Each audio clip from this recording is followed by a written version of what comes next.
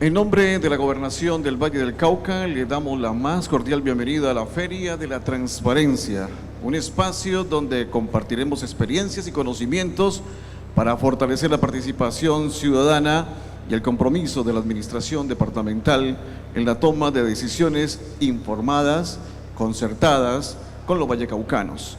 Recordemos que la transparencia no es solo un derecho, es una herramienta para fortalecer la confianza con la ciudadanía, para prevenir la corrupción y mejorar la gestión pública. Es además un compromiso que nos une a todos como sociedad. Muchas gracias por estar aquí acompañándonos. Un saludo especial para los presentes y a todos los televidentes de nuestro canal regional Telepacífico y toda la gente que está conectada con las redes sociales. También queremos saludar a todas las personas que aceptaron la invitación realizada por la Oficina de la Transparencia y la Gestión Pública, que hoy nos acompañan en ese recinto. Juan Roberto Vargas, María Margarita Lapaca Zuleta, directora de la Escuela de Gobierno de la Universidad de los Andes, Andrea Agudelo, coordinadora regional del área de corrupción y delitos económicos, Andrés Hernández, director ejecutivo de Transparencia por Colombia, Pablo Bustos, veedor nacional, Armando Navarro, coordinador del Estado Abierto de la Fundación Corona, Luis Eduardo Ginás, director general de la UIAF, Comisión Nacional de Moralización en cabeza de la presidenta y contralora departamental Ligia Estela Chávez, rectores de universidades, gremios, a los voceros de los conversatorios ciudadanos de los 20 municipios donde la gobernadora ha realizado este ejercicio de participación ciudadana. Saludamos también a quienes se conectan a través de nuestro canal regional. Queremos agradecer de manera muy especial a la Oficina para las Naciones Unidas contra la Droga y el Delito por aceptar el llamado y trabajar de la mano con la Gobernación del Valle del Cauca en el fortalecimiento de la cultura de la legalidad y la transparencia en la gestión pública. La Feria de la Transparencia es una estrategia de diálogo entre el gobierno departamental y la ciudadanía en el marco de un gobierno abierto, cuyo principal objetivo es el de generar articulaciones y fortalecer la confianza entre todos los actores. Es importante resaltar que esta estrategia está encaminada a ser institucionalizada como un nodo de rendición de cuentas sobre transparencia y ética pública. Y para dar inicio, le damos paso a nuestra compañera Adriana Santa Cruz, quien va a conversar con la señora gobernadora en materia de transparencia e integridad pública.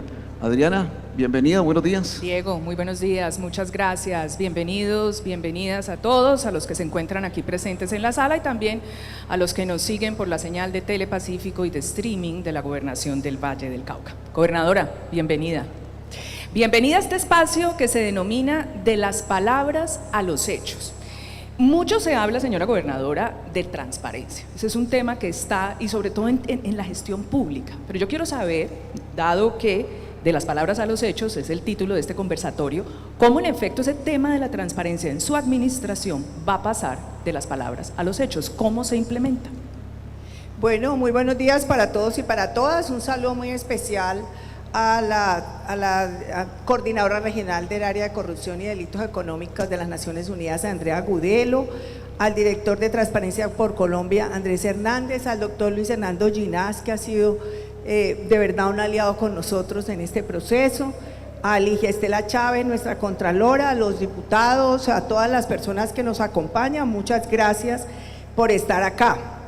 Bueno, primero, este es un evento muy especial, yo creo que es muy importante, porque es la forma como uno se comunica con la comunidad, cómo uno puede interactuar y cómo puede articularse con la comunidad para lograr así de esa manera hacer una mejor gestión pública. Y yo creo que esto es lo que busca la gente, porque la comunidad lo que busca es que un gobernante sea transparente para poder generar confianza. Y esa transparencia se ve cuando hay valores que imperan y que esos valores se pueden transmitir llegando a hacer transformaciones sociales, económicas, ambientales, y eso va a generar confianza. Pero entonces uno habla mucho de transparencia, pero dice, ¿qué es transparencia? ¿Qué es? Entonces la transparencia está definida en la ley y tiene unos pilares, y en eso hemos trabajado y estamos trabajando. Aquí que hay tanta gente especialista en transparencia. La primera cosa que tiene que ver con la transparencia es la participación activa de la comunidad. Para que la gente pueda definir qué es lo que realmente quiere, cuáles son las expectativas que tiene para que de esa manera pueda mejorar sus condiciones de vida. La segunda cosa es la información, una información veraz, una información transparente que podamos generarla, por supuesto, desde las instituciones públicas para que la comunidad esté bien informada. La tercera cosa es hacer control social, y el control social se realiza con las comunidades y pues por supuesto nosotros también, para que en el caso de las obras pues esas comunidades estén muy pendientes y tengan información real y en el momento, para que nos informen qué está pasando y así poder generar algunos correctivos cuando se tengan problemas. Y la cuarta cosa es poder generar una rendición de cuentas, decirle a la gente qué pasó. De todas esas cosas que hicimos, ¿qué pasó? Porque la transparencia no es solamente el detrimento patrimonial, sino también si realmente las obras, los proyectos y los programas que se generaron, pues se están realizando. Entonces yo creo que es muy importante dar esta claridad para saber qué es lo que estamos haciendo hoy. Hoy les vamos a decir por qué nuestro gobierno está fundamentado en esos 4 pilares que nos generarán transparencia y que por supuesto nos generarán en un futuro la confianza de las personas pues que están viendo el trabajo que hacemos. En efecto, vamos a ver en detalle ahora varios de los puntos que usted ha tocado allí. La Oficina de Transparencia que lidera Fabiola Perdomo hizo un proceso bien interesante para llegar a este espacio. En distintas oportunidades, distintos conversatorios se recogieron preguntas de las comunidades. Esas preguntas, que además han estado en un buzón, se juntaron y de ellas hemos sacado algunas. En cuestión de tiempo, pues evidentemente no podemos resolverlas todas, pero algunas de las preguntas, sobre todo las que salieron reiterativamente, son las que traemos hoy aquí, así que yo soy simplemente un canal de transmisión de las inquietudes de la comunidad. Dicho eso, entonces entremos en materia. La primera pregunta, muy reiterada: ¿cómo está empoderando su gobierno a los ciudadanos para que ejerzan una participación activa y sean parte de la toma de decisiones en su administración? Bueno, nosotros tenemos una estrategia, un modelo de gestión de gobierno que lo venimos implementando desde que yo fui por primera vez gobernadora, y es la gobernanza colaborativa y el liderazgo colectivo.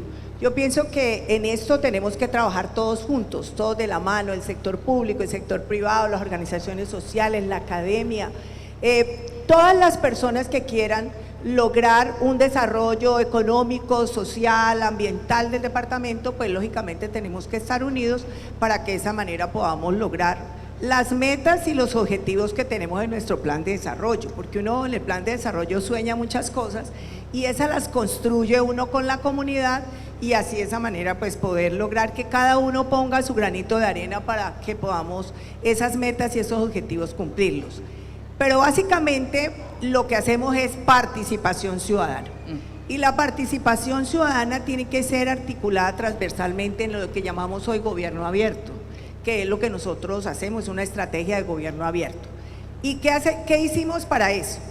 Hicimos el plan de desarrollo, lo construimos microrregionalmente con planeación, hicimos 8 microrregiones, fueron 60,000 personas las que participaron, es el plan de desarrollo en que más ha participado comunidad. La segunda, y pues eso era para ver la comunidad qué decía, qué quería, cuáles eran sus expectativas. La segunda cosa que hicimos fueron los conversatorios, fueron 20 conversatorios, no hemos terminado de hacer los conversatorios en los 42 municipios, hicimos 20 conversatorios. De esos 20 conversatorios adquirimos compromisos, 1.118 compromisos en todos los sectores, porque todas las poblaciones, los representantes de poblaciones hablan y se genera un taller antes de hacer el conversatorio.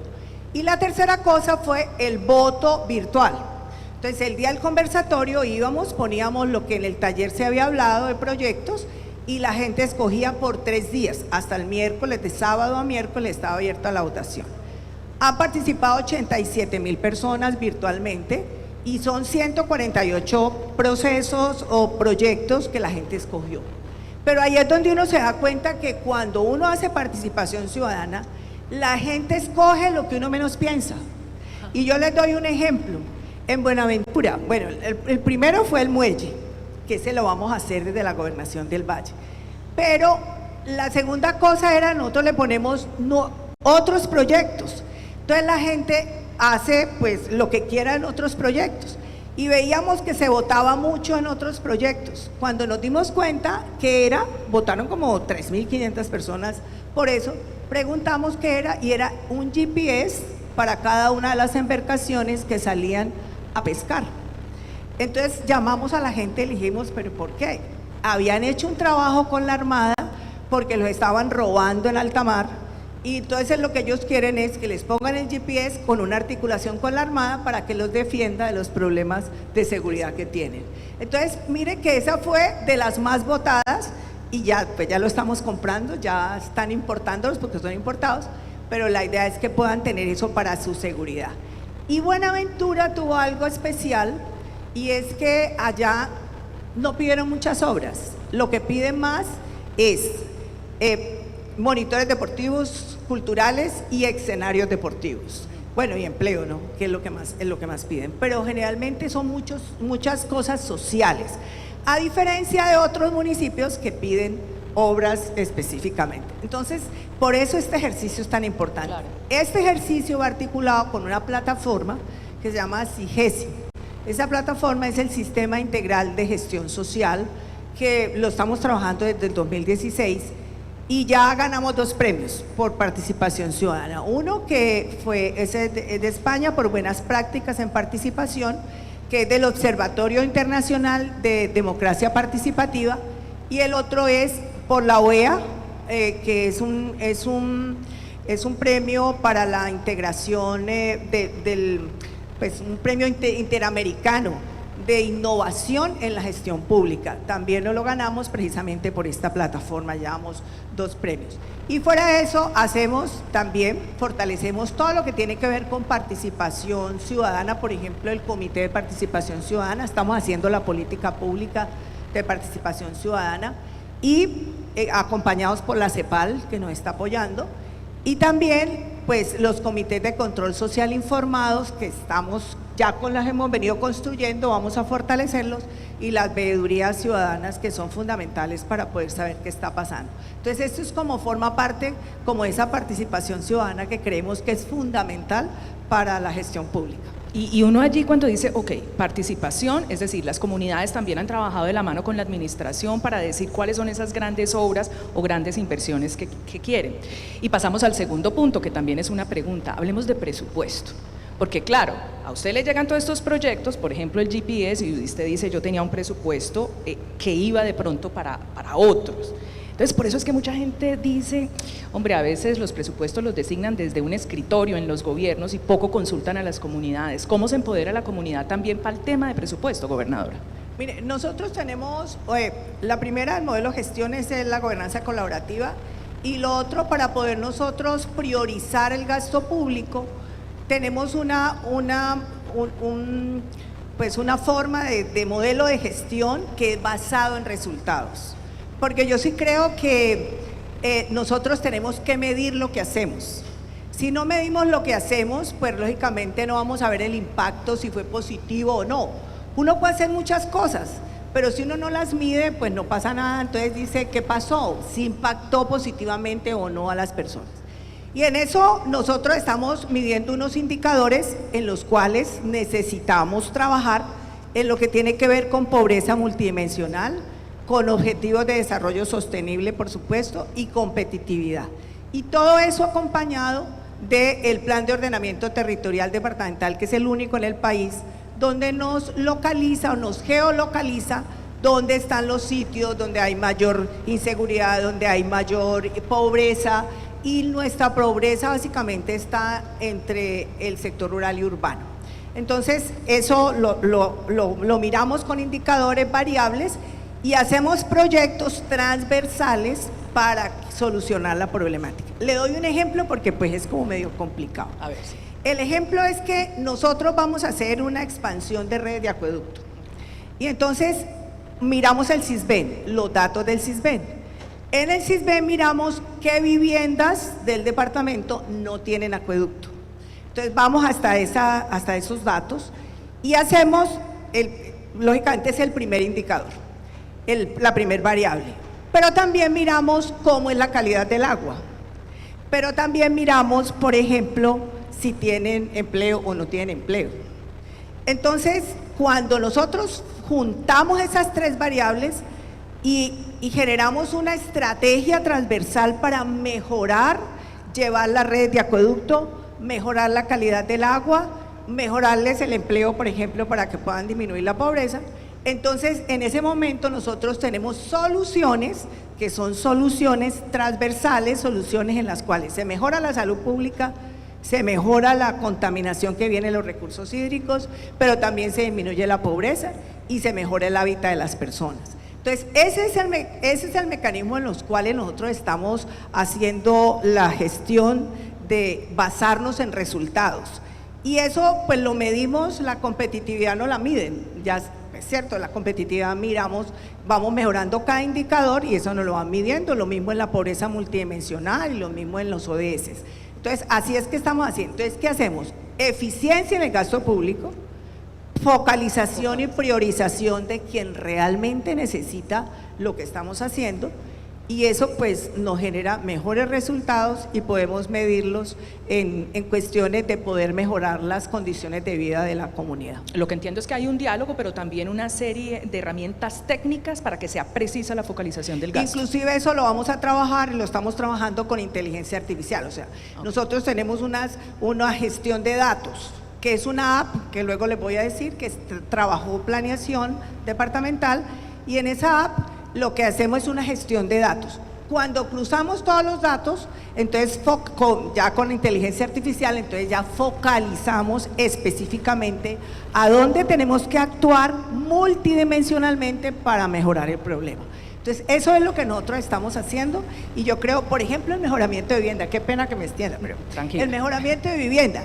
Ahora vamos a hacer mejoramiento de vivienda, entonces ya firmamos con el Ministerio 900 y vamos a hacer 2.500. Entonces, ¿qué hacemos? Miramos cuáles casas del Valle del Cauca con el CISBEN no tienen piso, cuáles no tienen cocina, cuáles no tienen techo, cuáles no tienen baño. Y entonces priorizamos esas casas para poder disminuir la pobreza multidimensional. Entonces, eso es lo que nosotros estamos usando. Inclusive hemos pensado que podemos llevarlo como un instrumento a la Asamblea para que quede como una forma de poder hacerlo siempre, no solamente ahora. Estamos en esa evaluación, pero eso es un modelo de gestión que creo yo que es basado en resultados y que realmente vamos a tener indicadores que nos cambian y que nos transforman la pobreza multidimensional, los objetivos de desarrollo sostenible, la competitividad que también necesitamos. Entonces, esa es nuestra forma como nosotros priorizamos el gasto público, además acompañado a la comunidad, por supuesto. Claro que sí, bueno, queda claro. Tercer punto, y este es otro de los puntos bastante sensibles para la comunidad, y es el cumplimiento en las obras públicas, gobernadora.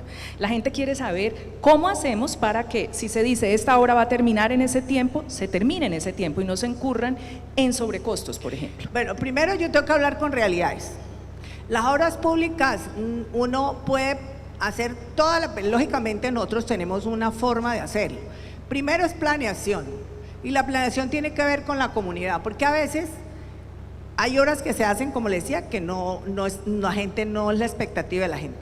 Otras obras se hacen y ni siquiera se fue donde la comunidad a saber que es que por allí, por donde va a pasar eso, hay una casa. Entonces eso demora la obra. Entonces la planeación va de la mano de la participación ciudadana. La segunda cosa, una estructura, y eso lo estamos haciendo unas historias clínicas, por decir soy médica, sí, una historia clínica. Entonces se estructura el proyecto, se planea, se estructura y se le hace seguimiento a la ejecución, para que cuando haya algún problema en la ejecución, pues entonces nosotros tener muy claro qué es lo que hay que hacer para mejorar y hacer cosas de contingencia. Eso lo hemos hecho todo este año, porque pues tenemos obras que se están generando y que pues lógicamente a veces se han retrasado por alguna cosa.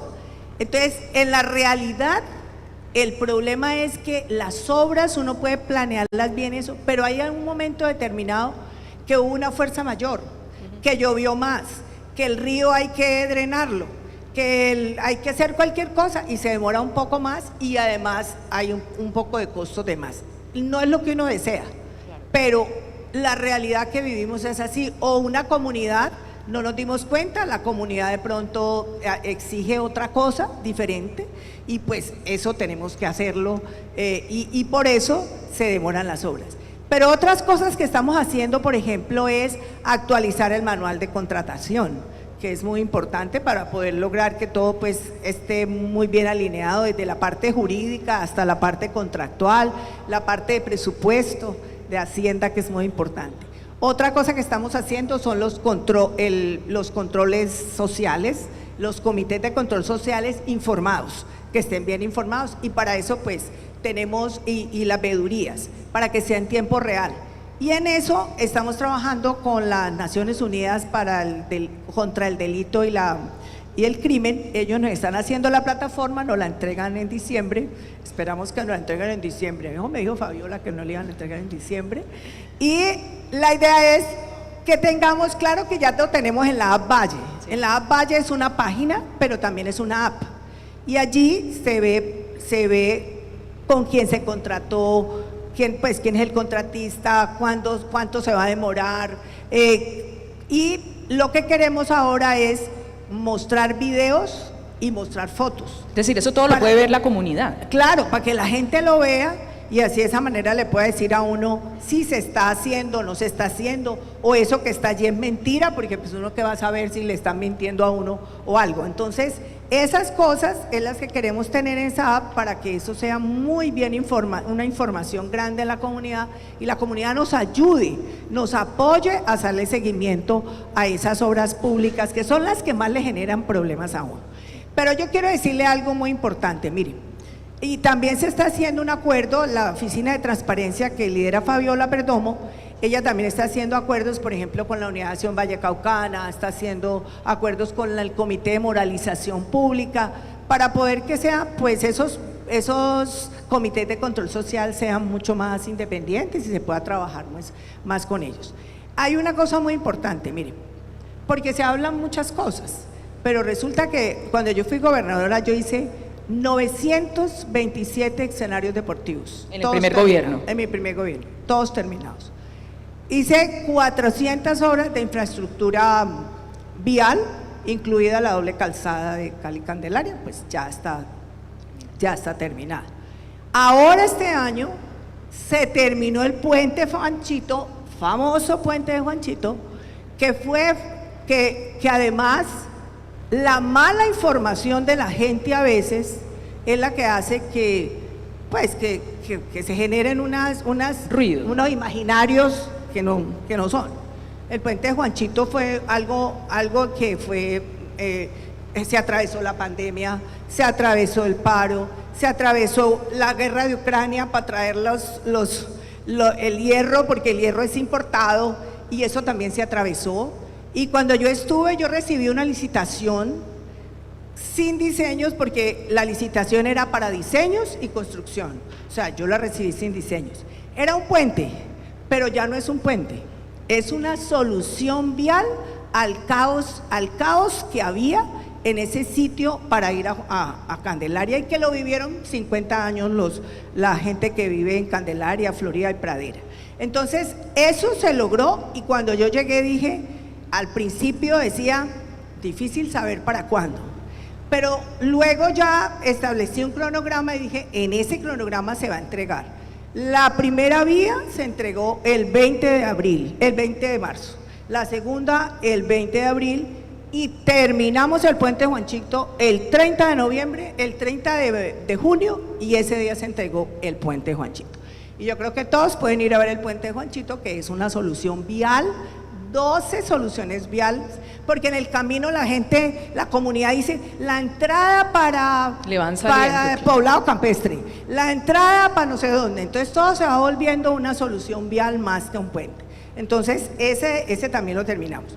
Hemos terminado más o menos 124 obras de vías terciarias y de otras vías, sobre todo de riesgos y emergencias. Y los parques, famosos parques, que nunca han tenido problemas, solamente los retrasos normales de una obra. Entregamos ya 5 parques Ya están listos los otros 5 que no los he ido a entregar, pero los voy a entregar, y 3 que entrego en diciembre. Y el puente de Buga, que tampoco es un puente, porque es un puente con unas soluciones, por ejemplo, se va a tener peatonalización, ciclorruta para que puedan subir y empatar con otros corredores que hay allí por el río. Ese lo terminamos en diciembre también.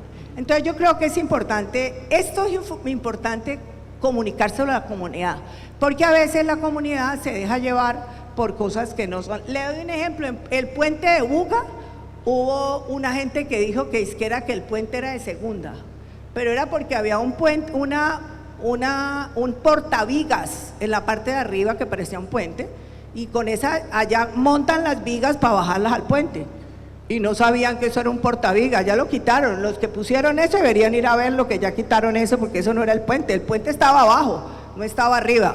Pero para que se vea cómo es la mala intención a veces de la gente que desinforma a la comunidad. Por eso es tan importante el sistema de información, que la gente vea, por eso estamos logrando que hagamos fotos y que hagamos videos para que la gente realmente se dé cuenta qué es lo que está pasando en las obras.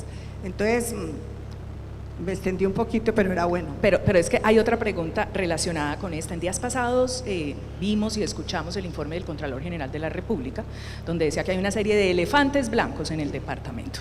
¿Usted qué le responde a eso? Qué bueno que me pregunten eso, porque la gente tiene que saber.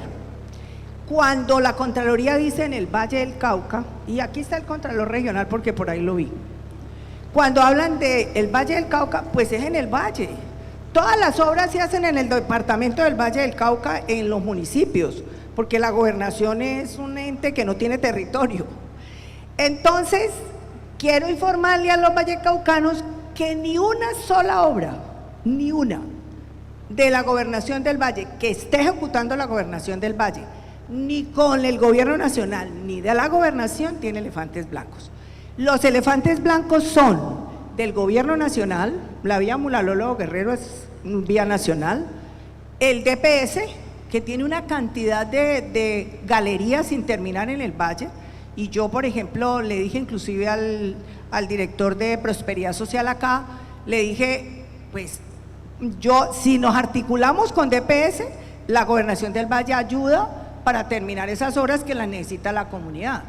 Y las otras son de los municipios que están ejecutando los municipios. Entonces, que les quede en la cabeza, ninguna obra del departamento del Valle del Cauca es considerada elefante blanco porque no tenemos. Ok, pero sin embargo está dispuesta a ayudar donde se pueda ayudar, haya articulación. Claro, ahí ayudamos donde haya que ayudar porque es la comunidad la que necesita.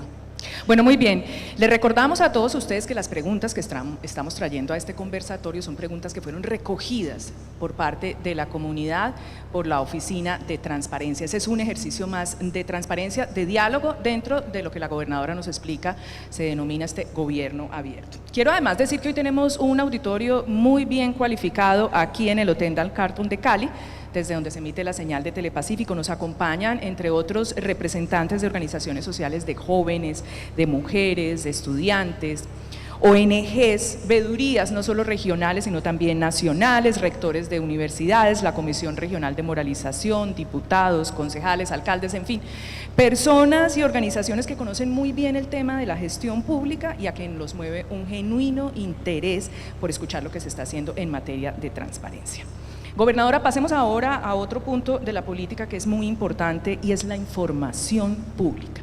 Porque ese es un bien público, la información. No le pertenece a funcionarios que lo engaveten, sino que tiene que circular entre la comunidad precisamente para todos estos procesos que usted nos está contando.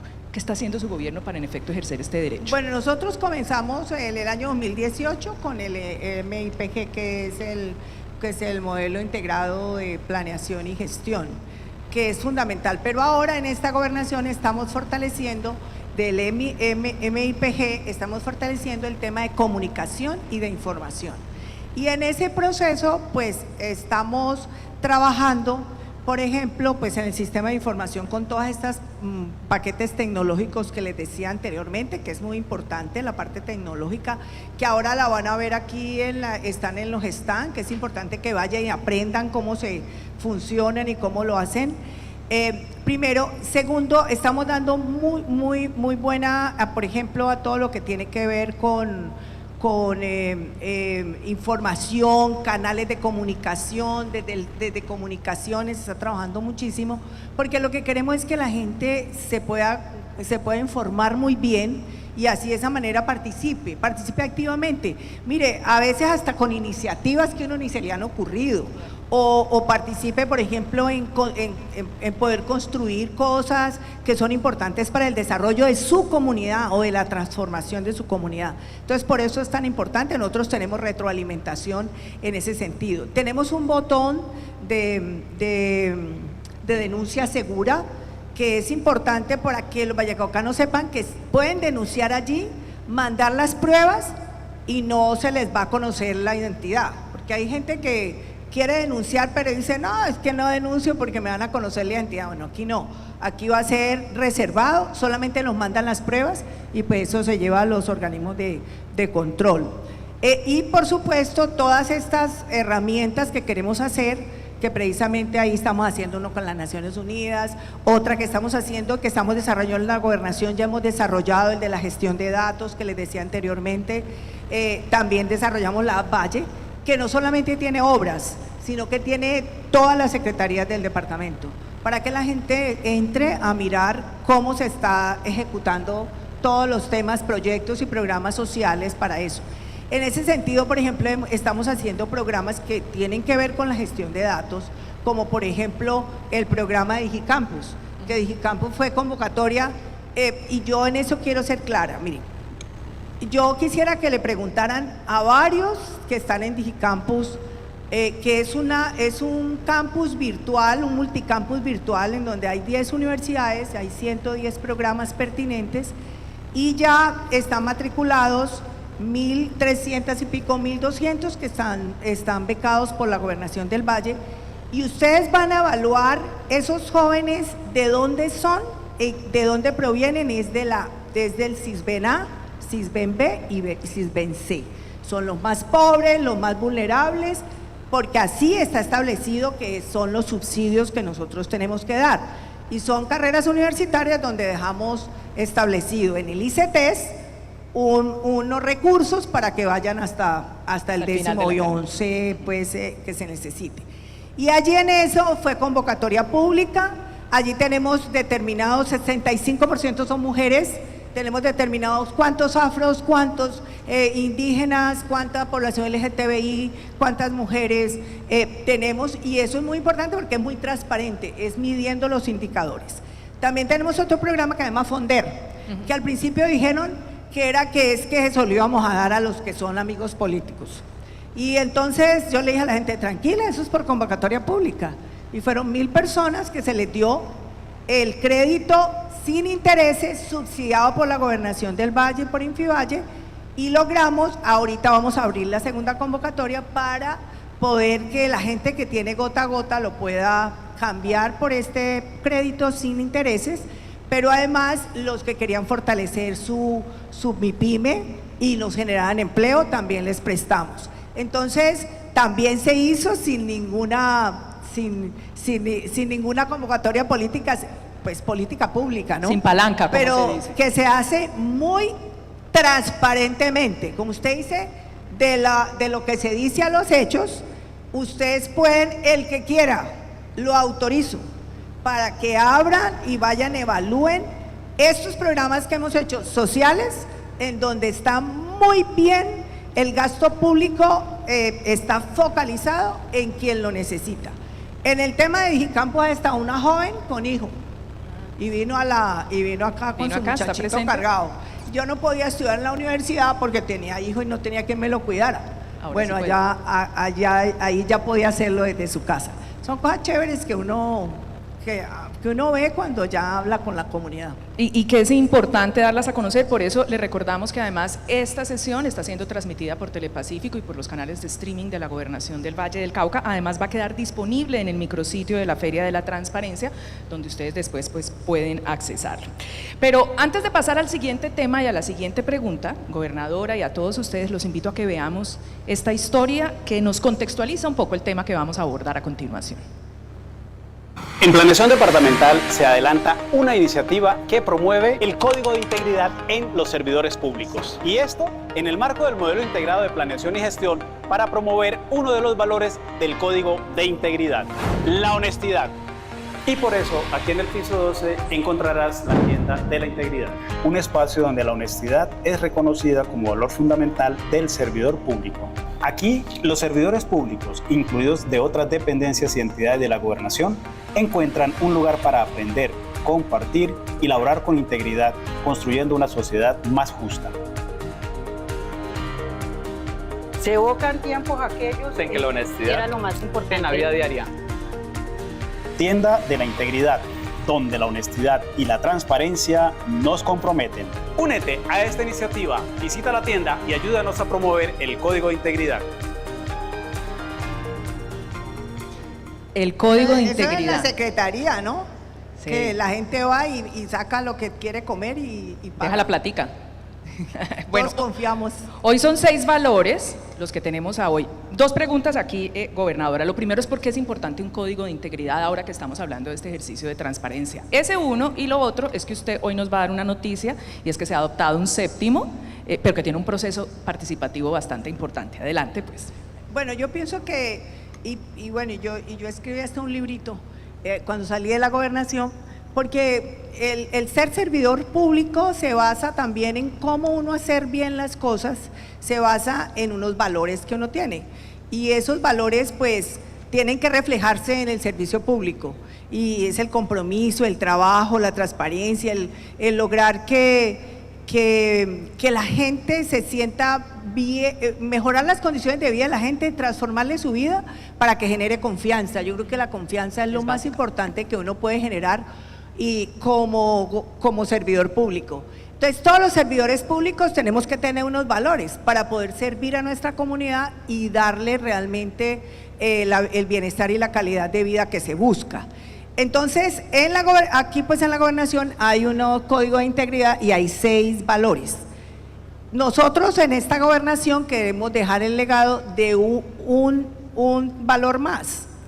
Pero en ese valor, pues no quisimos hacer lo que nosotros lo escogiéramos, sino que lo escogiera la gente. Sí. Entonces lo sacamos a votación y hoy vamos a conocer cuál es el 7º valor que la gente quiere que se adopte en la gobernación del Valle para que se genere más confianza en la comunidad. Aquí le traigo el 7º valor. Esa urna se acaba de cerrar, nosotros no conocemos, pero gobernadora, la invito porque él ya tiene el resultado, ¿cierto?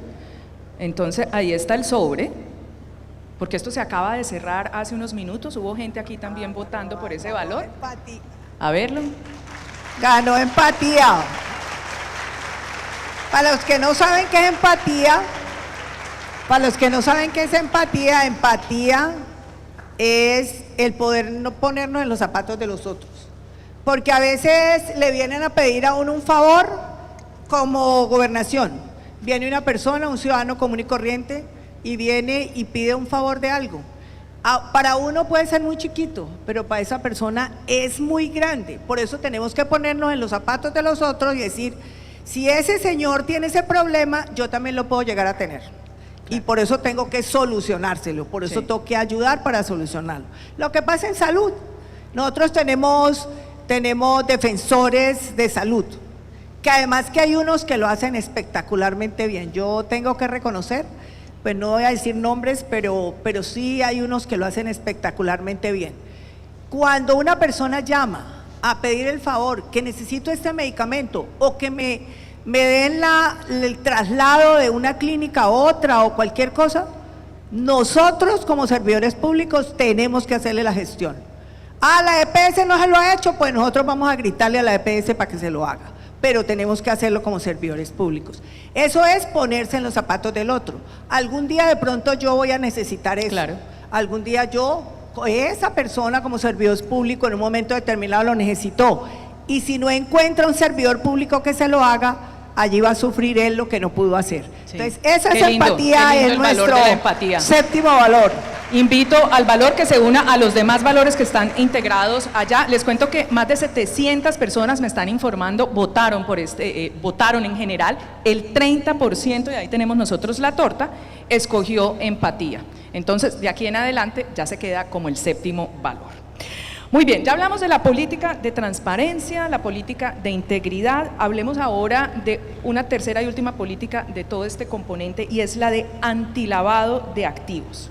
Es muy importante esto, gobernadora. Yo le quiero preguntar usted por qué decidió adoptarla, porque entiendo además que esta es la primera gobernación que adopta el mecanismo SARLAF, ya usted nos va a explicar en qué consiste. Pero lo que le quiero preguntar es dónde arranca esa historia, por qué usted decidió meterse con tanta fuerza a esto de la política antilavado de activos. Bueno, aunque el SARLAF ya existe para empresas privadas y para empresas públicas, la gobernación del Valle, creo que ninguna gobernación del país lo ha adoptado. ¿Y por qué lo hicimos? Porque desde la campaña, no solamente desde la campaña, sino cuando inicié como gobernadora, pues nos dimos cuenta de algunos municipios en donde las economías ilícitas y la delincuencia estaba permeando la administración pública. Y el que una economía ilícita permee la administración pública, pues eso genera pérdida de institucionalidad, pérdida de recursos, los recursos se desvían para el tema privado y no para el sector público. Entonces, pues cuando pasó eso, que hicimos los primeros consejos de seguridad y nos dimos cuenta, entonces yo pedí una cita con el doctor Ginás, que aquí está, que nos ha apoyado y nos ha ayudado muchísimo, muchas gracias. Pedí una cita con la UIAF, él es el director de la UIAF.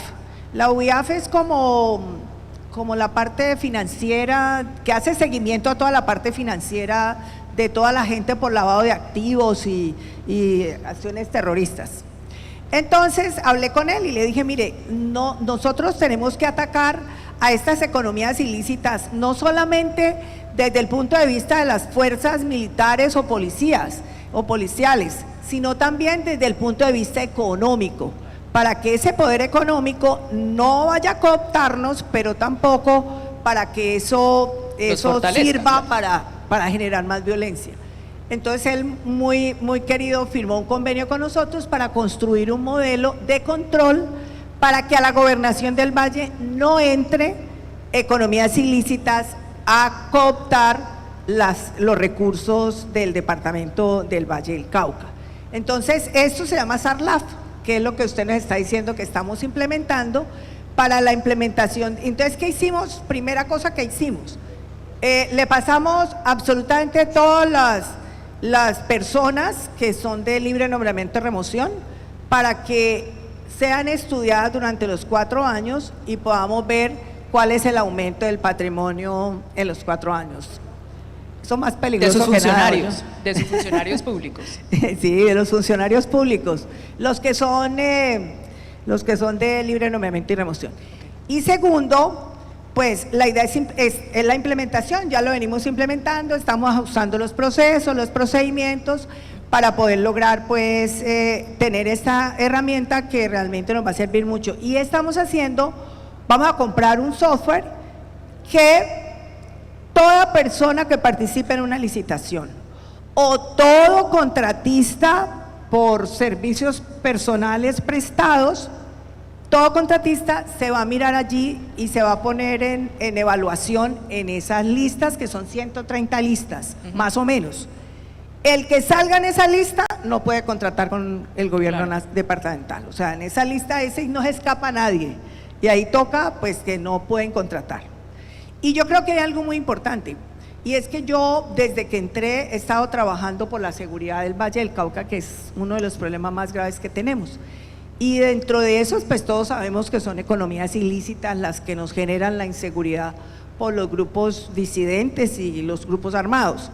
Entonces, pues nosotros los venimos atacando con la fuerza pública, pero yo sí quiero decirle a ellos que nosotros no solamente los vamos a atacar por ahí, los vamos a seguir atacando desde el punto de vista económico para que no puedan fortalecer esas finanzas y no nos generen más violencia, pero también que esos dineros ilícitos les vamos a cerrar el paso para que entren a la gobernación del Valle. Pues con esta importante noticia que usted nos entrega, combatir a la delincuencia no solo con la fuerza, sino a través de estas herramientas económicas. Estamos cerrando esta conversación con la gobernadora Les adelanto que en minutos Juan Roberto Vargas va a tener invitados muy especiales que van a hablar de estos temas también, pero cómo se están dando a nivel nacional. A ustedes muchas gracias por su atención. Los dejamos con un video ilustrativo de la UIAF sobre esta importancia del mecanismo denominado SARLAFT. Muchas gracias.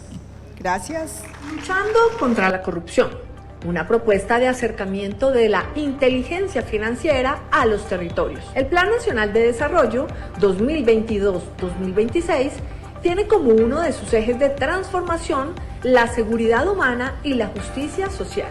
En este sentido, la Unidad de Información y Análisis Financiero UIAF ha querido cumplir un papel de especial relevancia en el marco de esta transformación, en aras de colaborar con la seguridad y defensa integral de los territorios, las comunidades y las poblaciones. Según el artículo 3 de la Ley 526 de 1999, la UIAF tiene como misión la detección, prevención y en general la lucha contra el lavado de activos y la financiación del terrorismo en todas las actividades económicas, para lo cual centraliza, sistematiza y analiza mediante actividades de inteligencia financiera la información recaudada de los diferentes sectores de la economía, tanto públicos como privados, que pueda resultar relevante para el ejercicio de sus funciones. El documento COMPES 4042 de 2021 estableció la línea de acción 2 para implementar un plan de capacitaciones dirigido a funcionarios y colaboradores que manejen recursos públicos en temas con enfoque de corrupción y sistemas de administración de riesgo, SARLAFT. A partir de esta línea, la UIAF, en conjunto con la Superintendencia Financiera de Colombia, ha realizado capacitaciones con gobernaciones y alcaldías. Es de resaltar que la UIAF, en seguimiento de lo dispuesto en la Ley 2195 de 2022, por medio de la cual se adoptan medidas en materia de transparencia, prevención y lucha contra la corrupción, específicamente el artículo 31, ha diseñado un espacio en el sistema de reporte en línea CIREL para que cada entidad del orden nacional, departamental y municipal, cualquiera que sea su régimen de contratación, pueda dar cumplimiento a la exigencia de reporte de operaciones sospechosas a la UIAF en el contexto de los programas de transparencia y ética pública. Se puede acceder a este espacio ingresando a la página web de la UIAF www.uiaf.gov.co. Gracias.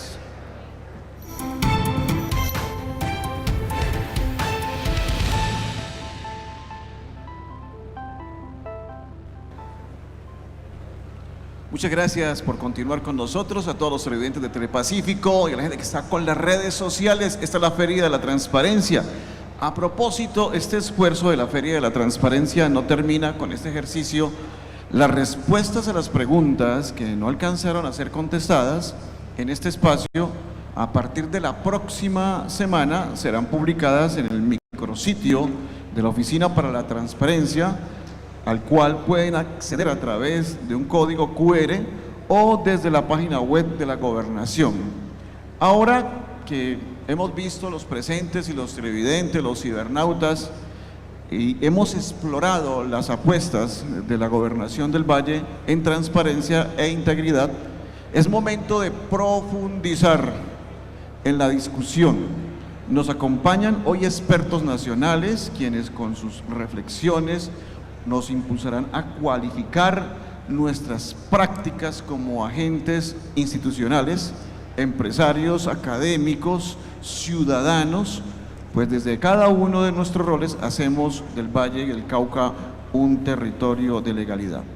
Nuestros panelistas, está Andrea Agudelo, es abogada especialista en Derecho Comercial y Financiero, magíster en Ciencias Penales y Criminológicas y Derecho Penal Económico, con experiencia en el sector de justicia colombiano.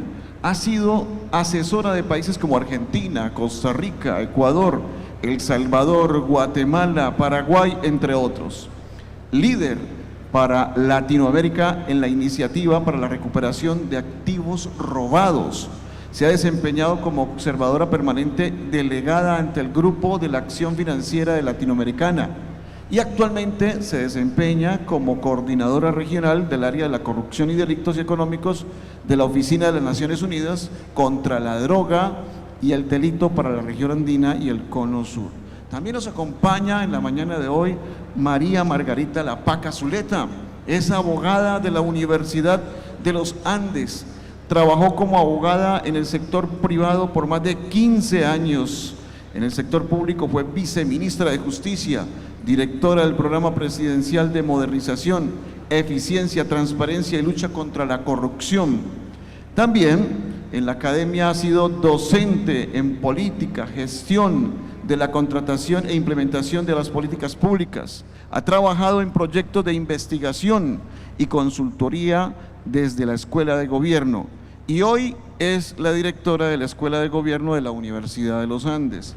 Nos acompaña también Andrés Hernández, profesional en Gobierno y Relaciones Internacionales de la Universidad Externado de Colombia, con formación en el Instituto de Estudios Políticos de París, magíster en Acción Política y Participación Ciudadana.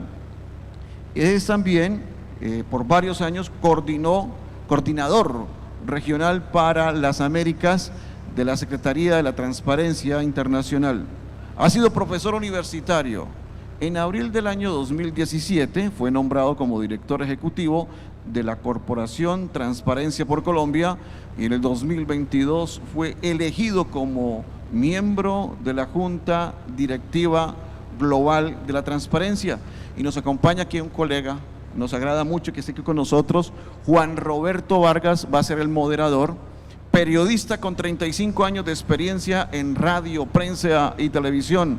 Ha trabajado para los principales medios de comunicación del país como RCN Radio, CMI, Televisión, El Tiempo, y desde hace 26 años trabaja con Noticias Caracol.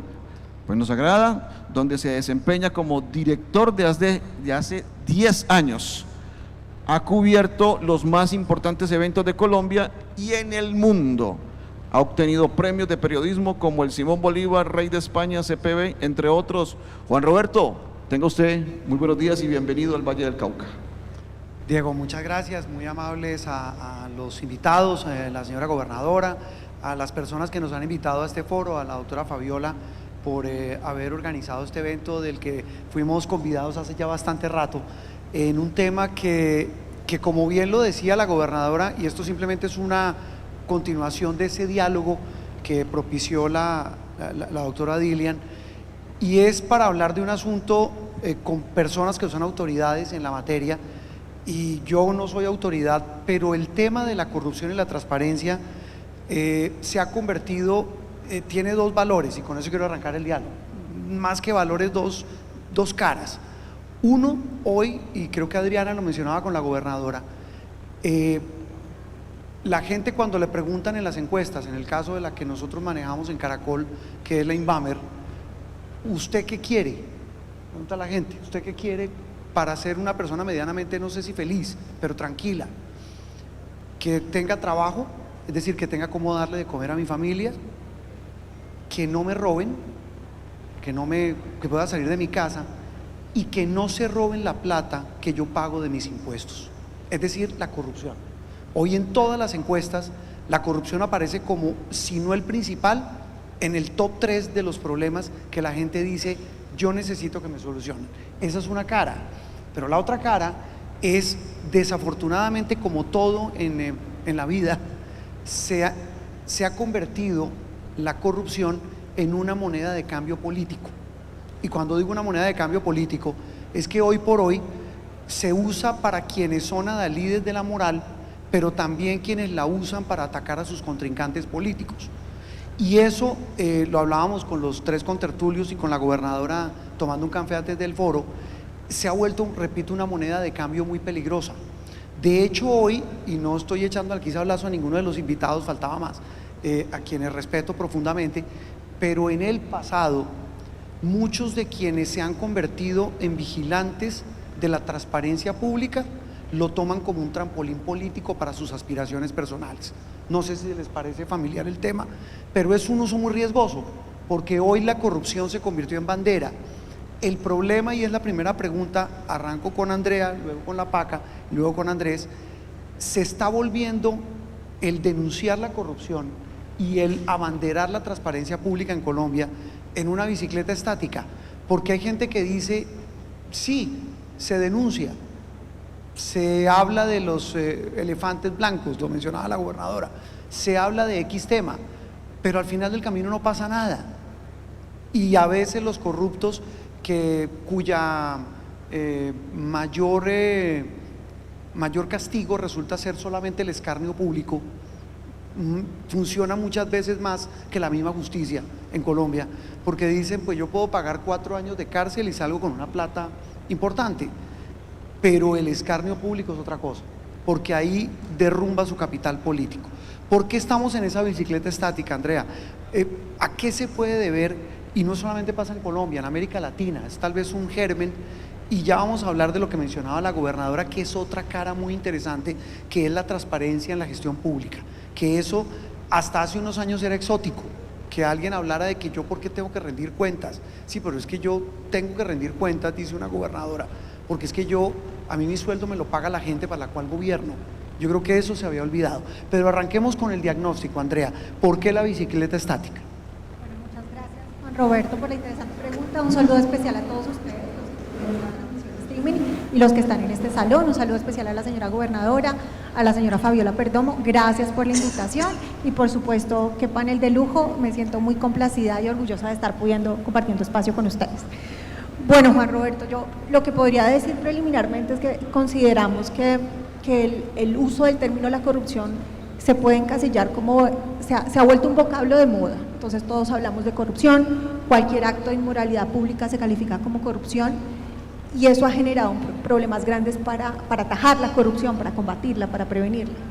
Hace unos años se equiparaba el término de corrupción solamente con el soborno, lo cual limitaba mucho las acciones que se elaboraban y que se implementaban.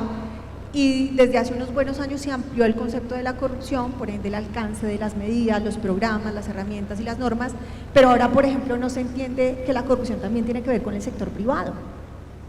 Entonces no estamos implementando medidas que tengan en cuenta la acción colectiva, que todos vayamos hacia un mismo propósito que es luchar la corrupción, sino que dejamos de fuera, por ejemplo, al sector privado. Entonces, ¿qué es lo más importante desde nuestro punto de vista? Entender qué es la corrupción, para así saber cómo atacarla, cómo combatirla, cómo prevenirla. Eso pasa en la vida cotidiana y con nuestros problemas, incluso en un contexto personal. Si uno no sabe qué le aqueja, no sabe cómo evitarlo.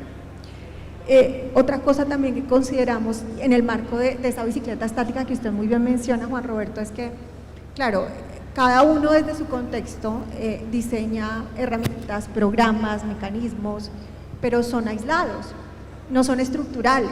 Entonces venimos con un primer problema, que es que no entendemos bien qué es la corrupción y se volvió un vocablo de moda en la agenda pública, en la agenda privada, y también atado a que todos queremos combatirla desde nuestro punto de vista y desde nuestro concepto, nuestro entendimiento, y no se genera una acción estructural e integral.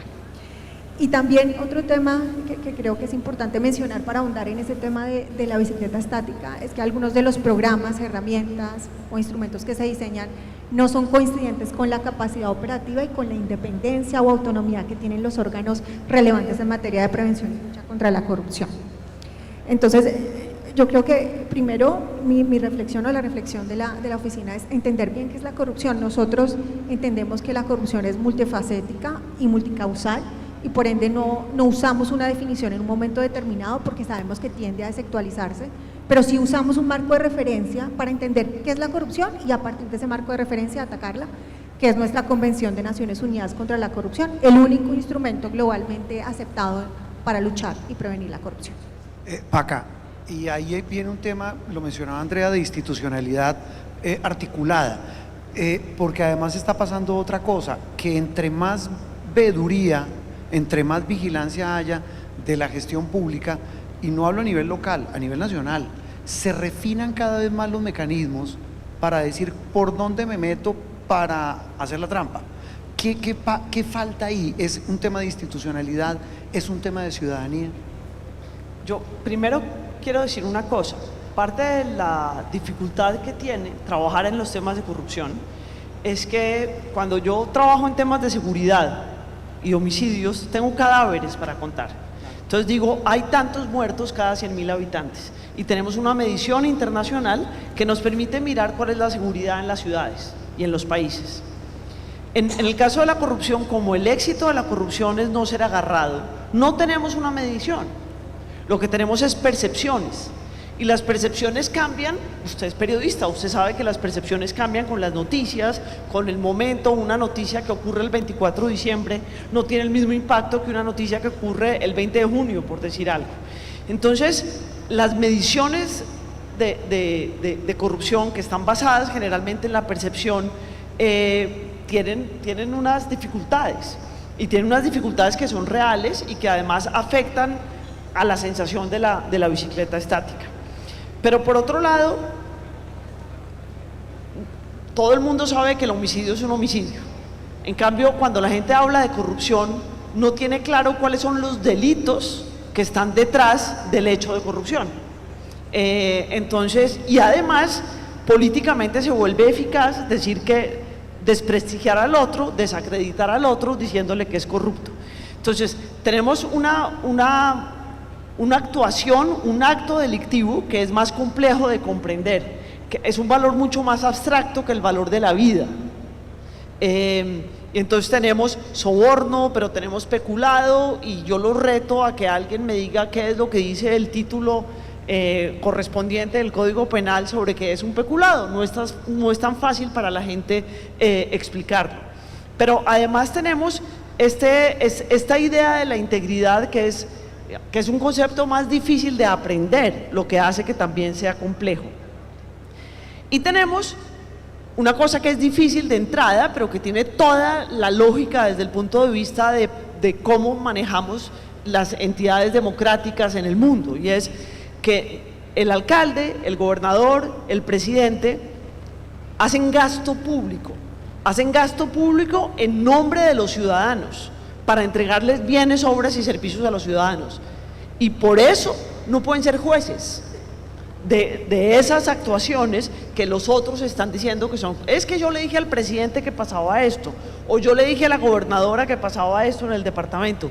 Sí, muy bien, ellos hacen gasto público y por eso no pueden simplemente juzgar a la persona que está en la administración pública. Entonces necesitamos coordinación. Necesitamos coordinación de quien investiga, necesitamos información de la UIAF, necesitamos investigación por parte de la Fiscalía, necesitamos investigación disciplinaria y fiscal por parte de Procuraduría y Contraloría, necesitamos gestión pública íntegra desde el pero estas personas que están haciendo la gestión pública no son las que pueden tomar las decisiones.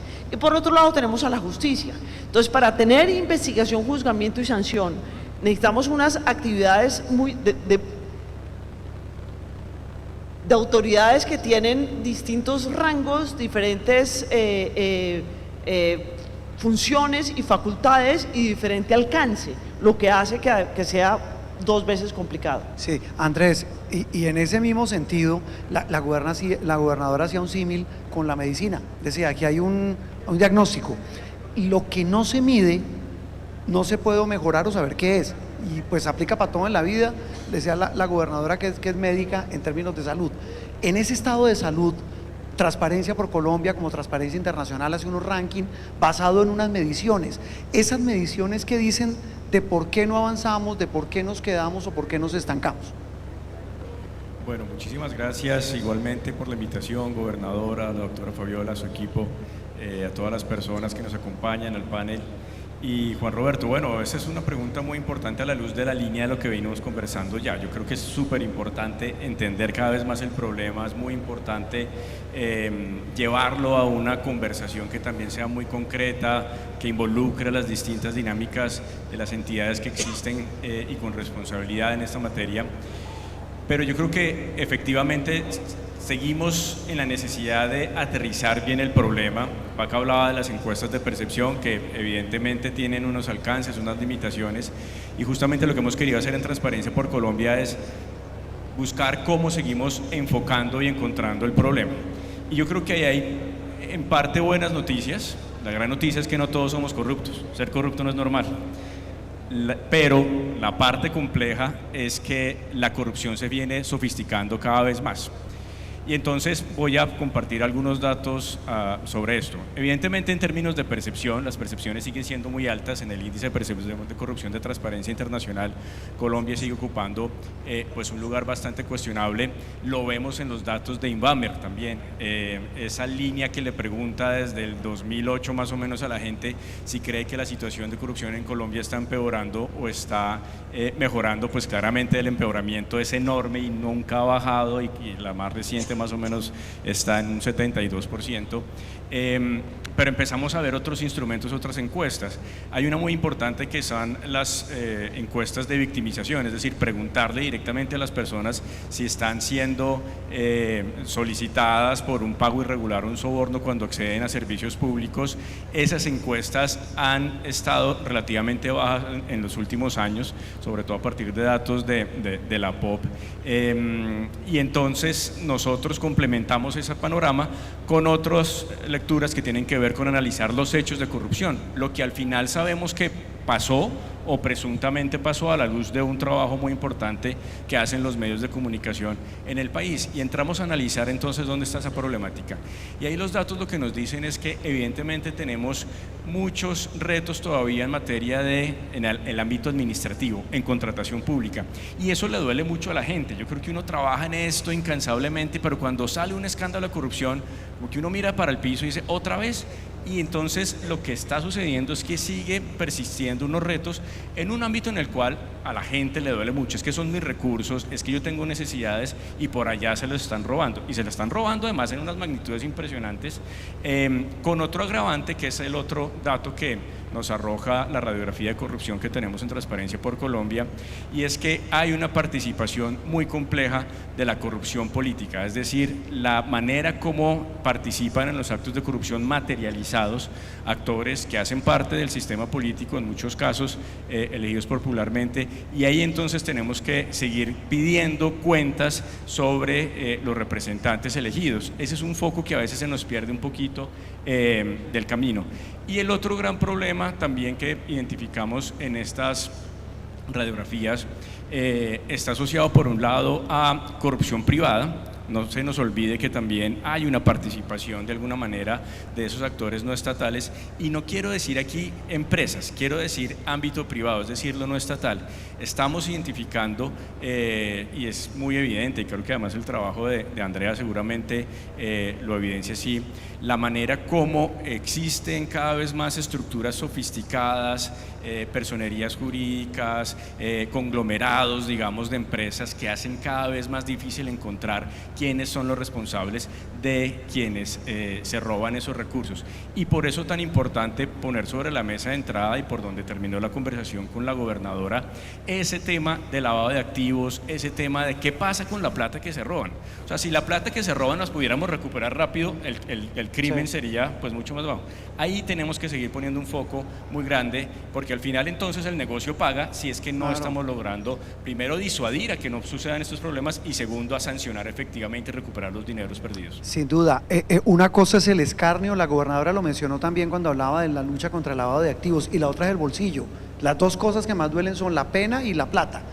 Andrea, hablábamos de, no es, y tal vez con Paca decíamos, vamos a compartir una infidencia, es exótico, de verdad hay que decirlo, que en un departamento tengan una secretaría de transparencia y una gobernación diga, ¿sabe qué? Yo someto todo lo que hago a que la gente lo vea y lo revise, y la información tenga trazabilidad y que la gente tenga acceso a esa información.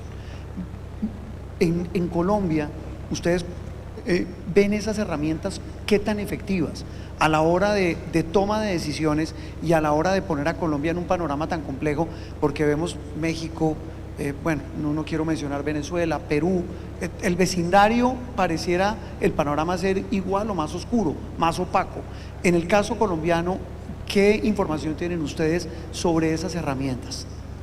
Muchas gracias, Juan Roberto, muy importante, y aprovecho esta pregunta para felicitar a la gobernadora y por supuesto a su equipo de trabajo, porque han tenido un liderazgo impresionante para relacionar corrupción y lavado de activos, siendo el lavado de activos encontrando como amenaza en segundo lugar en la región la corrupción. Entonces quiero felicitarlos por ese esfuerzo, porque el sistema de administración de riesgos de lavado de activos y financiación del terrorismo son pioneros, como ellos los dijeron, y son esfuerzos muy importantes que hay que resaltar lo bueno. Pero bueno, para volver a tu pregunta, Juan Roberto, yo creo que es importante primero ubicarnos en el contexto colombiano. ¿Qué tenemos nosotros en Colombia? Llevamos medio siglo de conflicto armado. No podemos analizarnos simétricamente con cualquier otro país del mundo, porque nuestro contexto colombiano es muy distinto. Tenemos unos temas fronterizos también bastante complejos, así que no podríamos hacer un cotejo simétrico y que nos permita entendernos en igualdad de condiciones con otros países. Eso es lo primero que quiero resaltar. ¿Y por qué el conflicto armado? Porque ¿cuáles son las economías criminales que generan más dinero y por ende generan más lavado y por ende generan más corrupción? Porque todo esto es sistémico. Y como lo dijo Andrés, esto se hace en clave de crimen organizado, no son temas aislados. Entonces tenemos narcotráfico, tenemos minería ilegal, tenemos trata de personas, tenemos temas tenemos muchos temas, muchas economías, la extorsión además, que genera muchos réditos. Entonces es importante entender primero que el contexto colombiano no es equiparable a otro país en el mundo. Segundo, que ese mismo contexto de conflicto armado genera muchas economías criminales que generan cuantiosos recursos y que a nivel mundial están muy bien posicionados. Así que eso también facilita entornos de lavado y corrupción. Y también quisiera mencionar que un poco también enlazado con lo que mencionaba Andrés y la PACA, es que uno de los efectos más graves de la corrupción es el debilitamiento institucional, el hecho de que la gente no crea en las instituciones. Y esto está atado mucho con temas de impunidad. En la medida que no se resuelvan los casos en la justicia, en un entorno penal, y además económico, con la devolución al Estado de lo que se ha robado al funcionario corrupto, menos sensación de disminución de la corrupción va a haber. Así hayan muchos esfuerzos preventivos, menos sensación va a haber. Quiero compartirle, Juan Roberto, que si hablamos del panorama latinoamericano, Colombia es un buen ejemplo. Usted muy bien lo dijo en temas de transparencia, prevención y lucha contra la corrupción. De hecho, el examen de implementación de la Convención de Naciones Unidas contra la Corrupción ha identificado buenas prácticas en el Estado colombiano que han sido replicados en otro Estado. Entonces, para decirlo jocosamente, como usted muy bien lo dice, a veces se llevan cosas malas de aquí de Colombia, pero también cosas buenas. Hacemos cosas no muy buenas, pero también hacemos cosas que se llevan allá.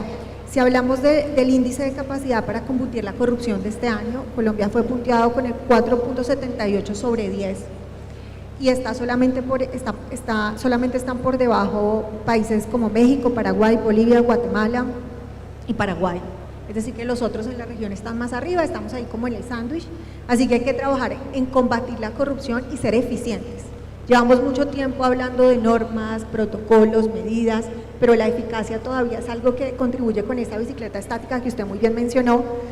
Y también quería mencionar un poco de cuáles son los sectores que afectan más a la ciudadanía y que en términos de percepción, aunque tampoco nos gusta mucho hablar de percepción, sí hemos identificado que hay más corrupción. El tema de la justicia, por eso hablo de impunidad. Muchos escenarios sensibles a la corrupción en el sector justicia, salud, infraestructura y vivienda, que son sectores que afectan mucho a la población colombiana y generan mucha sensación de corrupción. Ahora bien, ¿qué creo yo? Que aunque en Latinoamérica somos un país que los otros miran mucho para ver cómo combaten y previenen la corrupción, hay tareas que todavía nos falta por hacer.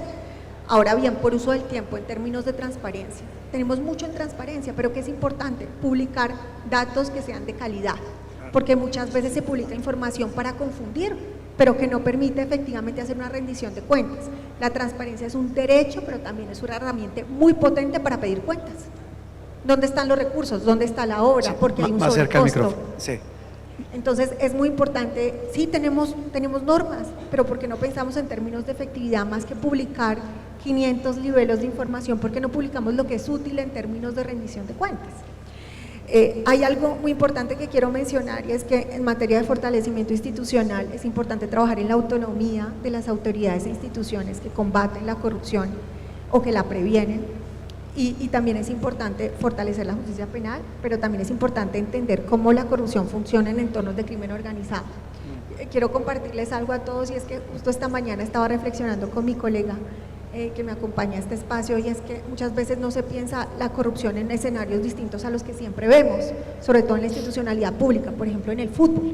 Sí. Hay muchos escenarios de corrupción que parten de Rusia y afectan Colombia y eso no lo vemos, no lo mapeamos. Entonces qué importante es entender la corrupción, ver cómo se presenta y trabajar también en algo que es muy importante y ahora el gobierno nacional está trabajando en un proyecto de protección del denunciante. Entre más garantías tenga el que denuncia, y mejores canales de denuncia haya, más fácil vamos a ver qué es lo que pasa, dónde está la corrupción. Eso es importante trabajarlo también, como muy bien mencionaba la señora gobernadora, en la probidad, en la integridad, que seamos funcionarios pro. Los mejores profesionales serían los que deben estar en el sector público, porque están dedicados al cuidado de lo público, a la gestión pública. Temas de tecnología también, Juan Roberto. Yo sé que ya estamos afanados, pero voy a correr mucho, más de lo que ya he corrido. La tecnología, estamos hablando de inteligencia artificial, y aunque va a tardar por lo menos unos 10 años en que sea absolutamente fiable, es importante irlo pensando. ¿Cómo involucramos tecnología en estos temas? El empoderamiento del sector privado, como dije con la primera pregunta que me formulaste, y muy al lugar, es importante entender que la corrupción no solamente toca con lo público, que no solamente es soborno, sino entender que también toca con el sector privado. Andrea, mire, aquí usted menciona un tema que es fundamental, y pues el tiempo acosa, pero la reflexión yo creo que es valedera, y es la calidad de la información que se tenga sobre la corrupción. Porque también lo que está pasando y lo que pasa en ciertas sociedades, en muchas sociedades, es que tanto a las IAS, PACA, como a los medios, es decir, se mata el mensajero que cuenta dónde está el foco de corrupción, se desvirtúa el que vigila y se dice que está cumpliendo un mandado político. Pero eso nos hace recordar una herramienta fundamental, lo mencionaba Andrea a la hora de herramientas, del cual usted fue gestora. Yo de PACA tengo dos referencias que son Colombia Compra Eficiente y el SECOP, que es el sistema de seguimiento a la contratación pública. Ese diseño de hace tantos años a hoy, ¿en qué ha cambiado y qué debe refinar PACA para hacer esa información mucho más transparente? Cuando hablaba la gobernadora, esto yo decíamos, es que no hay nada más eficiente que quedar expuesto. O sea, quien se atreva a hacer un contrato con una gobernación, con una alcaldía, lo debe pensar dos veces a la hora de decir, venga, es que yo voy a quedar expuesto con todas mis vergüenzas y mis logros. Esa es una historia que nació hace muchísimos años. Es una historia que nació en el año 2003 y nació pensando en la importancia de que los ciudadanos tengan información del gasto público. Vamos, no empezó simplemente pensando en los contratos, sino qué pasa con la plata del gasto público en general. La nación, el departamento, el municipio, cualquier entidad pública tiene un presupuesto, y ese presupuesto ¿cómo se lo gasta? Si yo leo el presupuesto no me dice casi nada, y eso es parte de los problemas que tenemos de transparencia presupuestal. El presupuesto no le dice a las personas, no le enseña a las personas que es que tanta plata para la educación, pero ¿para la educación en qué? Y entonces una forma de darle la vuelta fue decir, ¿qué pasa finalmente? ¿Cuáles son las transacciones derivadas del presupuesto? Las transacciones derivadas del presupuesto son el pago de la deuda, la nómina y las pensiones, las conciliaciones y las sentencias, es cuando hacemos mal las cosas, las compras y los contratos y los subsidios. Y en el caso de la nación, el sistema general de participaciones, que se va finalmente en nómina y en contratos y compras. Entonces, esa fue como la primera aproximación, insisto, por allá en el año 2003. En ese momento teníamos en Colombia, derivada de la ley 80, el diario único de contratación. Antes de la ley 80 teníamos los diarios oficiales donde aparecían todos los contratos del nivel nacional. Colombia ha tenido una historia de transparencia en la información pública importantísima, heredada de los españoles. Un abogado con mis canas sabe que un contrato del año 84 está, si es de septiembre, está en el tomo 3 del diario oficial. Pero ya estábamos en el año 2003 con internet, teníamos acceso a internet. La gobernadora estaba en el Congreso de la República y yo recuerdo una cantidad de conversaciones con ella en ese entonces. Entonces dijimos, ¿por qué no podemos subir eso a internet? ¿Cuál es, digamos, todavía teníamos deficiencias, pero podíamos subir el diario único de contratación? Porque ¿quién compraba el diario único de contratación? Las firmas de abogados. Y la gobernación y la alcaldía y las entidades públicas, pero nadie más tenía acceso a esos contratos. Entonces, ¿cómo hacemos para poderlos subir a internet? Y de ahí salió algo que se llamó contratos.gov.co, que algunos de ustedes recuerdan perfectamente, y ese es el origen del SECOP. Es decir, cómo logramos, y empezamos a decir, logremos que las gobernaciones y las alcaldías de forma voluntaria empiecen a subir los documentos en los que los contratos, no el proceso de contratación. Luego en la reforma a la ley 80, que duró muchísimos años en debate en el Congreso, que finalmente terminó siendo la ley 1150 del año 2007, tiene un artículo que dice: se crea el sistema electrónico de contratación pública, SECOP, en donde todas las transacciones derivadas de los procesos de contratación tienen que estar expuestas. Y cuando decimos todas las transacciones, viene desde la planeación del contrato hasta la ejecución final del contrato. Y la idea era que todo el flujo de decisiones públicas que se toman desde ¿por qué voy a hacer esta inversión? ¿Qué información recojo para hacer un estudio de mercado y decir esta es la decisión y la articulo de esta manera? ¿Cómo selecciono a los contratistas? ¿Y qué pasa después con la gestión del contrato? ¿Qué peloteras tengo? ¿Cómo me va bien? ¿Cómo me va mal? ¿O cómo me va regular? ¿Cuándo pago? ¿Si pago al día? Todo eso debía estar en línea. Pero eso tiene un origen que es bonito, y es el diario único de contratación, y pensar que la tecnología nos ayuda, pero la decisión es política. La decisión es decir, yo voy a mostrar toda esta información, y hoy en día esa información está ahí. Si la información no es completa, es responsabilidad de la persona que está en la entidad pública que hace el gasto, llámese Secretaría X, llámese municipio X. Quien no toma la decisión, o quien toma la decisión a medias, o quien no publica, es el responsable. Pero eso nos ha permitido a ustedes, los periodistas, hacer análisis increíbles. A nosotros desde la academia, mirar cuando un presidente dice es que a mí lo que más me importa es la educación, uno le puede decir, pues no señor, pues resulta que sus datos no nos dicen eso. O sí señor, los datos sí nos dicen eso, pero decir que lo que más me importa es la educación y se nos fue en contratos de colegios para construir colegios es importante, pero ¿dónde están las inversiones de calidad? Y podemos empezar a mirar ese detalle. Inversiones en infraestructura. Ok, ¿qué es infraestructura de transporte? ¿Qué son grandes vías nacionales, pero qué son vías locales? ¿O dónde tenemos inversión en acueducto de alcantarillado? ¿Y en qué lugares del país y en qué lugares de cada uno de los departamentos tenemos más inversión en un tema o el otro? Eso nos ayuda muchísimo a conocer el gasto público y a tomar decisiones inteligentes. Andrés, el conocer esa información, esa traza de información, y hago una cuña de 30 segundos, la Paca lo mencionaba, el SECOP se ha convertido para los medios en una mina de información, y hay que decirlo, me da pena, no en este gobierno. Desde que se crea el SECOP, los medios hemos caído ahí a verificar mucha información, es una fuente inagotable de información, repito, no como dicen que es que estamos más obsesionados en este gobierno que en otros, no, en todos. Esos mecanismos, esas herramientas en Transparencia por Colombia, ¿qué efectos creen que puedan tener a nivel legislativo, por ejemplo, a nivel fiscal, a nivel legal?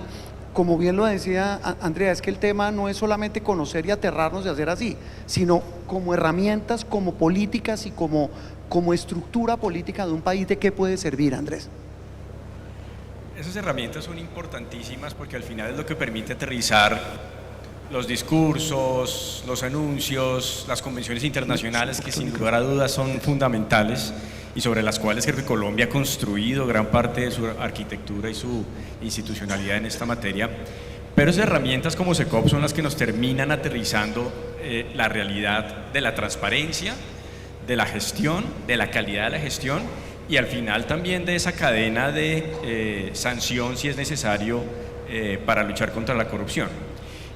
Nosotros en Transparencia por Colombia hemos insistido, sin importar al gobierno del momento, en que hay que seguir fortaleciendo Colombia Compra Eficiente, hay que seguir fortaleciendo SECOP 1, SECOP 2, hay que seguir fortaleciendo las capacidades sobre todo de las entidades territoriales que están enfrentando un gran reto muchas veces en términos de poder cumplir con esa normatividad, necesitan acompañamiento, necesitan capacitación, pero esas herramientas tienen que seguir evolucionando. Hay retos que nos preocupan, por ejemplo, no solamente en términos de la calidad de la información, la oportunidad de la información, nos preocupa, por ejemplo, todo lo que tiene que ver con contratos interadministrativos. Sigue siendo un gran reto en materia de transparencia, visibilidad, de seguimiento, de rendición de cuentas, especialmente aquellos esquemas que llegan a asociaciones, fundaciones, personas jurídicas que no son muy claras quiénes están detrás, cómo están contratando. Lo que vimos en la pandemia, ¿no? Una firma que vendía desde, no sé, seguros hasta latas de atún, hasta tapabocas. La calidad del contrato y con quién estamos contratando es supremamente importante. Por eso, otra vez, la importancia de las herramientas que nos permitan llegar a los beneficiarios finales, a quienes son realmente las personas que están detrás de estas estructuras jurídicas. Nos preocupa mucho la cantidad de regímenes excepcionales que tenemos en Colombia. Y eso es un gran boquete que sigue habiendo en términos de desafíos para poder materializar muchos de estos metas que nos trazamos en términos de transparencia. Nos preocupan los más de 50 fondos extrapresupuestales. Hoy estamos preocupadísimos por la unidad de gestión de riesgos. Bueno, la noticia es que hay 58 fondos extrapresupuestales adicionales que se manejan con la misma discrecionalidad o opacidad. Hoy lo tenemos el foco a esta unidad, pero nos hace falta mirar muchas otras cosas. Entonces, no es por mirar el vaso medio lleno, yo sí creo, como lo decía Andrea, que en Colombia hay mucho avance en la institucionalidad, pero justamente es para seguir fortaleciendo las capacidades y la efectividad de ese tipo de herramientas. Yo creo que ahí tenemos un reto muy grande y por lo tanto salto entonces al tema de cómo esto también contribuye de alguna manera a una institucionalidad también un poco más robusta. Yo creo que aquí hay un par de lecturas que hacer y con eso redondeo la idea. Primero, algo que ya decía antes, el tema del acompañamiento a las entidades, el tema de poder garantizar que realmente, por ejemplo, a nivel de municipios, eso se cumpla, ¿no? Nosotros, cuando le decimos a Colombia Compra, es que no está el proceso de tal cosa, y Colombia Compra nos dice, no, es que eso es responsabilidad del municipio. Bueno, entonces vaya a mirar el municipio a ver en qué condiciones realmente está para poder cargar información, para poder cumplir con mi PG, para poder cumplir con el índice de transparencia activa, etcétera, etcétera. Hay que poner el foco en el fortalecimiento de nuestras instituciones, pero lo otro es que la sanción, cuando se materializa el hecho, tiene que ser efectiva. Ahí le entregamos un estudio a la Fiscalía sobre los obstáculos para justamente investigar delitos contra la administración pública que elaboramos Transparencia por Colombia de Justicia, de más de 300.000 noticias criminales que recibió la Fiscalía entre 2011 y 2021. En términos de delitos de administración pública, más del 50% se quedan en etapa de indagación.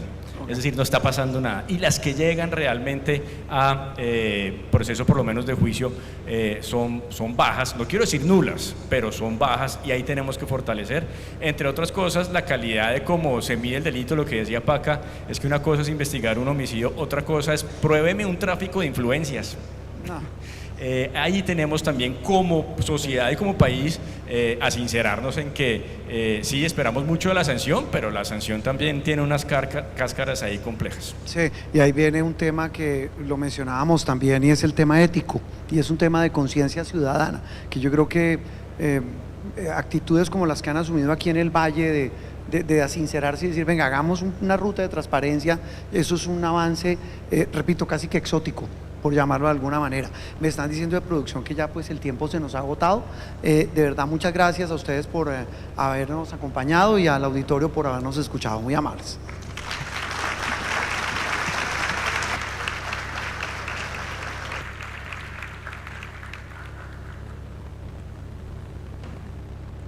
Muchísimas gracias, Juan Roberto. Muy formal a usted por esa importante información, la doctora Paca Zuleta y los demás invitados en la mañana de hoy. Y algo muy importante que decirles, que contarles a todos, y tiene que ver con los stands que están en la parte de afuera. La Feria de la Transparencia se vive en los stands. Por ejemplo, tenemos el stand Observatorio para la Transparencia. La Gobernación del Valle, a través de la Oficina para la Transparencia, mejoró la estrategia del Observatorio para la Transparencia con el objetivo de convertirlo en un centro especializado de estudios en donde la ciudadanía encontrará gran cantidad de análisis, cifras y datos sobre la gestión de la gobernadora Dilian Francisca Toro Torres. También está el stand de tecnologías. Los invitamos ahora que termine el evento, no hemos terminado. Allí los asistentes a la Feria de la Transparencia van a encontrar un segundo stand que está dedicado a los avances obtenidos en el marco de la dinámica de una tecnología de ambiente amigable con todos nosotros los vallecaucanos. Avances como las facilidades en la disminución de trámites para el acceso a la información, también, entre otros, para que los profesionales aprovechen de cada una de las dependencias, van a estar ahí acompañándolos. Y hay un stand que se los recomiendo también, el que tiene que ver con la participación y control social. Este de participación, el control social es una estrategia fundamental dentro de la dinámica del gobierno abierto, implementada y la puesta en ejecución por el gobierno vallecaucano. Todo lo que tiene que ver con la participación ciudadana que se viene liderando por parte de la Secretaría General, por parte de la doctora Lisa Natalia Rodríguez y su equipo de trabajo. También está el stand SARLAF, un aspecto muy importante en la rendición de cuentas sobre la transparencia. Lo constituyó el Sistema de Administración del Riesgo de Lavado de Activos y Financiación del Terrorismo, SARLAF, que fue motivo de atención de los asistentes en la Feria de Transparencia cumplida en el día de hoy. Y por último está el stand Código de Integridad y Ética. El gobierno vallecaucano se ha propuesto avanzar y pasar de las palabras a los hechos en el tema del Código de Integridad y Ética. O sea, estamos con ustedes llevando los stand y esta es la Feria de la Transparencia para los vallecaucanos, para nuestros televidentes, para nuestros cibernautas. Bueno, les cuento que a continuación, a todas las personas que nos ven y que están aquí presentes, que el departamento del Valle del Cauca tiene hoy la compañía colombiana de danza contemporánea, que nos va a presentar un fragmento de 20 minutos de su obra El ruido del silencio, donde a partir de la expresión corporal, el vestuario y la puesta en escena se expone un contexto desde la mirada del silencio como cómplice y nos llevará a la reflexión de cómo las palabras que no se dicen y los pensamientos que se encierran en la mente cobran vida en el silencio. Los dejo entonces con esta importante presentación y con esta majestuosa presentación de la Compañía Colombiana de Danza Contemporánea. Despedimos esta transmisión de la Feria de Transparencia, la cual es el reflejo del compromiso del gobierno de la doctora Dilian Francisca Toro con todos los vallecaucanos de velar por una gestión pública, transparente, eficiente al servidor de todos. Muchísimas gracias y los dejo en compañía de esta obra.